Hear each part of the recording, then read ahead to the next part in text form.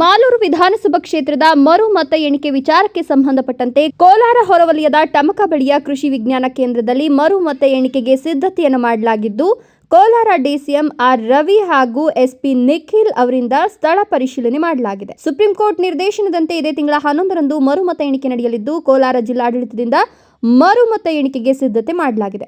4 ಟೇಬಲ್ನಲ್ಲಿ 18 ಸುತ್ತಿನ ಮತ ಎಣಿಕೆ ನಡೆಯಲಿದ್ದು, ಸಿಸಿಟಿವಿ ಕಣ್ಗಾವಲಿನಲ್ಲಿ ಮತ ಎಣಿಕೆ ಕಾರ್ಯ ನಡೆಯುತ್ತೆ. ಈಗಾಗಲೇ ಮತ ಎಣಿಕೆಗೆ ಸಿಬ್ಬಂದಿಗಳನ್ನು ನೇಮಕ ಮಾಡಲಾಗಿದ್ದು, ಮತ ಎಣಿಕೆ ಸುತ್ತ ಸೆಕ್ಷನ್ 144 ಜಾರಿಯನ್ನು ಮಾಡಲಾಗಿದ್ದು, ನಿಷೇಧಾಜ್ಞೆ ಹೊರಡಿಸಲಾಗಿದೆ. ಇನ್ನು ಕೋಲಾರ ಹಾಗೂ ಮಾಲೂರು ತಾಲೂಕು ಮಧ್ಯೆ ಮಾರಾಟವನ್ನು ಕೂಡ ನಿಷೇಧ ಮಾಡುವ ಸಾಧ್ಯತೆ ಇದ್ದು, ಕೋಲಾರ ಜಿಲ್ಲಾಧಿಕಾರಿ ಚುನಾವಣಾಧಿಕಾರಿ ಎಂಆರ್ ರವಿ ಭೇಟಿ ಕೊಟ್ಟು ಪರಿಶೀಲನೆಯನ್ನು ನಡೆಸಿದ್ದಾರೆ.